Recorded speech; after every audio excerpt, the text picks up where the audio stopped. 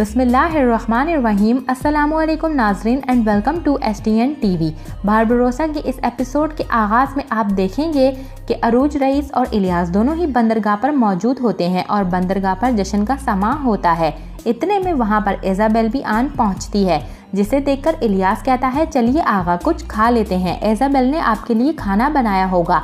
इस पर आगा रईस जवाब देते हैं नहीं, मैं घर जाऊंगा इलियास, दिस्तीनिया मेरा इंतज़ार कर रही होगी। इस पर इलियास खातून की जानिब तकते हुए कहता है फिर मुझे इजाज़त है आगा। इस पर आगा रईस कहते हैं हाँ। फिर इलियास वहाँ से शुक्रिया अदा करते हुए आगे बढ़ जाता है। दूसरी जानिब आप देखेंगे कि तहूर राजा मुर्गे से बातें कर रहा होता है और मुर्गे से कहता है कि क्या तुमने इस सरजमीन को याद किया। इतने में तहू का साथी वहां पर आकर तहू से बहस करने लगता है कि देखो तो ज़रा, तुम लोग पहले खाना खाते हो और फिर अपने जानवर को खिलाते हो। इस पर तहू कहता है कि ये हमारे इत्तेहाद की निशानी है और यही हमारे लिए बेहतर है। इस पर सिकंदर आगा कहता है तुम तो बड़े ही पागल हो, ये हमारे इत्तेहाद की निशानी क्यों होगा। इस पर रोज़डो कहता है ये पालतू मुर्गा है, बिल्कुल हमारे रईस की तरह।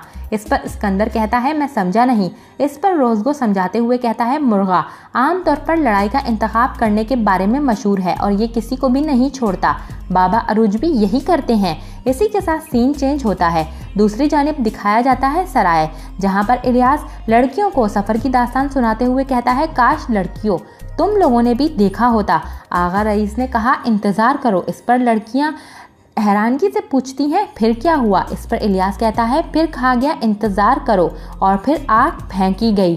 तहू राजा को मैंने बचाया और फिर अपनी तलवार निकाल ली। इसी दौरान इज़ाबेल भी वहां आकर इलियास को मुखातिब करती है और पूछती है अरूज आगा नहीं आए। इस पर इलियास कहता है नहीं, वो सीधा घर गए हैं। इस पर इज़ाबेल कहती है अच्छा तो फिर वो फ़ौरन घर चले गए। हाँ, मैं इनसे सफ़र के दौरान दरपेश मसाइल के बारे में बात करना चाहती थी। इस पर इलियास कहता है ये एक तल्ख हकीकत है इज़ाबेल, समंदरों पर हुकूमत करने वाले बाबा अरूज दिस्पीनिया से डरते हैं, मगर तुम मुझसे भी इस बारे में पूछ सकती हो, मैं तुम्हें सफ़र का तमाम हाल बताऊंगा। इस पर इज़ाबेल कहती है ज़रूरत ही नहीं। ये कहकर इज़ाबेल गुस्से में वहाँ से आगे चल देती है और फिर इलियास लड़कियों से पूछता है कि अब मैंने क्या गलत कह दिया। इस पर लड़की कहती है मुझे तो लगता है तुम सब कुछ इज़ाबेल को गुस्सा दिलाने के लिए करते हो, मगर तुम्हें इसका अंदाज़ा भी नहीं। इस पर इलियास पूछता है ये तुम क्या कह रही हो, मुझे किस चीज़ का अंदाज़ा नहीं। इस पर लड़कियां हंसने लगती हैं और दूसरी खातून कहती है तुम्हें लगता है कि ये तमाम औरतों को अच्छी तरह से जानते हो, मगर तुम्हें औरतों के बारे में कुछ भी मालूम नहीं। इस पर इलियास मुस्कुराने लगता है और यहीं पर सीन चेंज हो जाता है। दूसरी जानिब आप देखेंगे कि अरूज रईस और दिस्पीनिया बैठे खाना खा रहे होते हैं और इसी दौरान दिस्पीनिया पूछती है जी तो कैसा रहा सफ़र, कुछ भी वाक़या पेश नहीं आया, क्या आपने सिर्फ एलची से बात की और वापस आ गए। इस पर अरूज रईस कहते हैं और क्या होना था भला दिस्पीनिया, क्या तुम्हें ये सुनकर मायूसी हो रही है कि कुछ और वाक़या पेश नहीं आया। इस पर दिस्पीनिया कहती है ऐसी कोई बात नहीं, जब भी आप समंदर जाते हैं तो मेरा दिल बैठ जाता है, ऐसा लगता है मेरा दिल किसी परिंदा की तरह उड़ जाएगा। मुझे हमेशा ये डर रहता है कि मेरे अरूज को कुछ ना हो जाए। शुक्र है कि आप सही सलामत लौट आए, मेरे लिए यही काफ़ी है। इस पर अरूज रईस कहते हैं शुक्र है और फिर एलची को हल्का मत लेना, वो काफ़ी अक्लमंद था, इसने हमें बहुत सी बातें भी बताई हैं, हमारे दरमियान काफ़ी बातचीत हुई। इसने कहा वो भी हमारी तरह 4 भाई थे और इसने ये भी बताया कि इसका एक भाई का नाम अरूज था।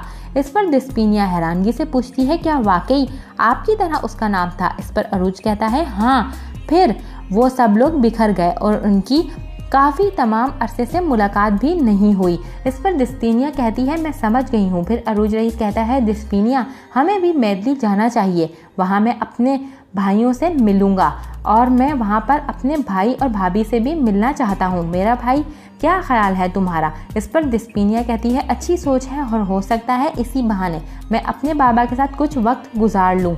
अरूज मुझे उम्मीद है कि इतने अरसे बाद इनका गुस्सा ठंडा हो गया होगा, चाहे इंसान लोहे जितना गर्म हो आखिरकार ठंडा हो ही जाता है। इस पर अरूज कहता है इंशाल्लाह दिस्पीनिया। इसके बाद दिस्पीनिया कहती है मैं आपके लिए फल लेकर आती हूँ। इस पर अरूज दिस्पीनिया को रोकते हुए कहता है कि रुक जाओ, यहाँ बैठते हैं आग के पास। और फिर दोनों बैठकर बातें करने लगते हैं और यहीं पर सीन चेंज हो जाता है। दूसरी जानिब आप देखेंगे कि कलेज साहब को उनका मुहाफिज कहता है आपकी उम्र दराज हो कलेज साहब। इस पर कलेज पे कहता है शुक्रिया। इसी दौरान कलेज पे का बेटा कमरे में दाखिल होता है और अदब से हाथ बांधकर पूछता है आपने मुझे याद किया बाबा। इस पर कलेज पे कहते हैं मेरे बेटे, मेरा बेटा जिसका नाम मैंने रखा था, जिसको दुनिया तलवार के सीने के नाम से जानती है और जिसका नाम मैंने शाहीन रखा था कि वो अपने पंजों से अपने दुश्मन को मार डाले। इस पर शाहीन कहता है मुझे इस तमहीद से अंदाज़ा हो गया है कि बुरी खबर है बाबा, क्या मैंने कुछ ऐसा किया जिससे आपको परेशानी हुई। इस पर कलेज पे कहते हैं इस दफ़ा तुमने मुझे परेशान नहीं किया, मगर मुझे जो खबर मिली है इसने मुझे खुश किया। एक तुर्क बहादुर नौजवान ने अंतोन के भाई को कत्ल कर दिया। इस पर शाहीन पूछता है हरनकू मारा गया, इसको किसने मारा, क्या कमाल रईस के गुरों ने। इस पर कलेज बे कहते हैं नहीं बाबा, अरूज। इस पर शाहीन कहता है वो अरूज जिसे हम जानते हैं। इस पर कलेज बे कहते हैं अरूज और इसके भाइयों ने। इस पर शाहीन कहता है वो अरूज जो मेदली में मुहाफिज की नौकरी तलाश कर रहा है। इस पर कलेज बे कहते हैं तुम कभी भी किसी इंसान को हकीर मत समझो, उन्होंने अंतोन के भाई को मारकर कश्ती पर लटकाया और अब तक तुम इनको हकीर समझते हो। काश के मेरे बेटे तुमने भी ऐसी जुर्रत का मुजाहरा किया होता कि लोग तुम्हारे हक में भी दुआ करते। मैं यहाँ ये बैठा सोच रहा हूँ कि काश लोग ये बात करते कि कलेज बे के बेटे ने ऐसी जुर्रत का मुजाहरा किया, मगर तुम सब लोगों को हमेशा हकीर जानते हो। इस पर शाहीन कहता है क्या ये वही भाई तो नहीं जो काफरों की तंजीम के लिए काम कर रहे हैं। इस पर कलेज बे कहता है अगर तुम ये काम नहीं रोकोगे तो कोई और रोक देगा। खैर बातें बहुत हो गई, हमें कल अरूज और इसके भाई से मुलाकात के लिए जाना है। इस पर शाहीन कहता है क्या हम इनकी तरफ जाएंगे, इसे हुक्म भिजवाएं कि खुद यहाँ आ जाए, हम क्यों जाएं उधर। इस पर कलेज पे कहते हैं बेटा बहादुर जवान एक दूसरे को बोझ नहीं समझते, पहाड़ एक दूसरे को बोझ नहीं समझते, वो एक दूसरे के साथ खड़े होते हैं और यही चीज़ इनको नाकाबिले तस्खीर बना देती है। तुम एक दिन ये बात समझ जाओगे, मैं जानता हूँ। दूसरी जानिब अरूज रईस अपने लिबास जेबतन कर रहा होता है। इसी दौरान दिस्पिनिया आकर पूछती है आप कहाँ जा रहे हैं। इस पर अरूज रईस कहता है सराय जा रहा हूँ।